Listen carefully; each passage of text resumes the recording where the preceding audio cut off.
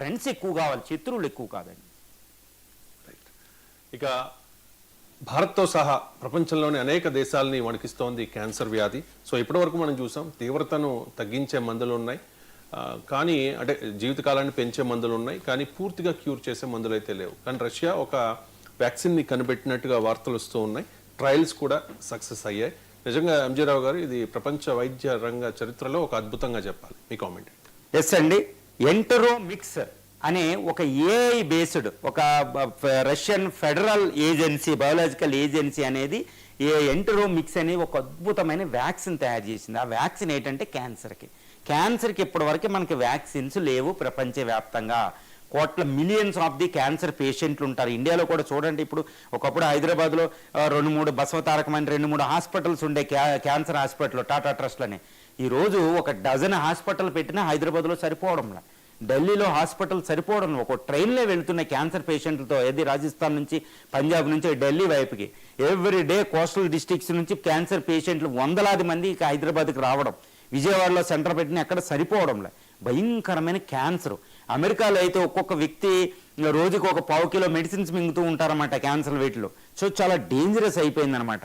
ఇంతటి భయంకరమైన భూతం, పెనుభూతం లాంటి క్యాన్సర్కి ఈ వ్యాక్సిన్ కనిపెడుతూ రష్యా అధ్యక్షుడు పుతిన్ ఒక అద్భుతమైన స్టేట్మెంట్ ఇవ్వడం జరిగిందనమాట. ఎంటరోమిక్స్ అనేది ఒక క్యాన్సర్ వ్యాక్సిన్ వచ్చింది. ఈ వ్యాక్సిన్కి ట్రయల్స్లో 100% రిజల్ట్ వచ్చింది. ఇంకా పబ్లిక్ మేము మార్కెట్లో రిలీజ్ చేస్తున్నామనే ఒక స్టేట్మెంటే కాదండి, ఇది పబ్లిక్కి, నీడీ కంట్రీస్కి, నీడీ పీపుల్కి మేము ఫ్రీగా ఇస్తాం అని రష్యా ప్రకటిస్తుందండి. అది సూపర్ పవర్ స్టేటస్. అంటే రష్యా ఏదో ఆర్థికంగా చితికిన యుద్ధంలో ఇన్వాల్వ్ అయిన ఈ వ్యాక్సిన్ తయారు చేసింది గుర్తుపెట్టుకోండి. ఎందుకంటే అది రష్యా అనేది సైంటిఫిక్ రీసెర్చ్ అనేది చాలా పటిష్టంగా ఉంటుంది. ఏది స్పేసు డిఫెన్స్లోనే కాదండి, ఇందులో కూడా ఉంటాయి, బయాలజికల్గా కూడా అంత పటిష్టమైన దేశం అనమాట రష్యా అది. సో ఈరోజు క్యాన్సర్కి వ్యాక్సిన్ వచ్చింది. ఒక స్వీటెస్ట్ న్యూస్. ఇది అమెరికా లాంటి దేశాలే కాదండి, భారత్ లాంటి దేశాలు కూడా ఈ వ్యాక్సిన్ కోసం ఎదురు చూస్తున్నాయి. ఎందుకంటే ఇప్పటికి క్యాన్సర్ ట్రీట్మెంట్ అనేది చాలా సంక్లిష్టం అనమాట, చాలా క్రిటికల్గా ఉంటుంది అనమాట. కిమోథెరపీ చేస్తే జుట్టు కోల్పోవడం, హీరోయిన్లు మనం చూస్తూ ఉంటాం అనమాట. ఈ బ్రెస్ట్ క్యాన్సర్ ప్రతి 9 మందిలో ఒకరికి బ్రెస్ట్ క్యాన్సర్తో సఫర్ అవుతున్నారంటే ఇండియాలో గుర్తుపెట్టుకోవాలి.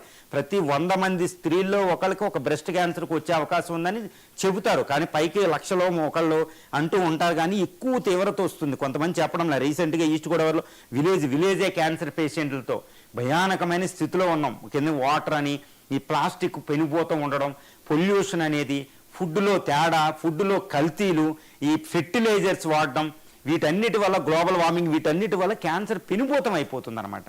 సో ఇంకా ఎక్కువగా స్త్రీలు, తర్వాత పురుషుల్లో అయితే ఈ గొంతు, ఈ నెక్క, వీటికి లంగ్స్ క్యాన్సర్స్ ఎక్కువ ఉంటాయి మేల్లో. స్త్రీల్లో బ్రెస్ట్ క్యాన్సర్స్ ఎక్కువ ఉంటాయి అనమాట, గర్భసంచి క్యాన్సర్ దాకా. సో ఇంత డేంజరస్ ఉన్న క్యాన్సర్కి ఈరోజు రష్యా అనేది ఒక అద్భుతమైన వరం అండి.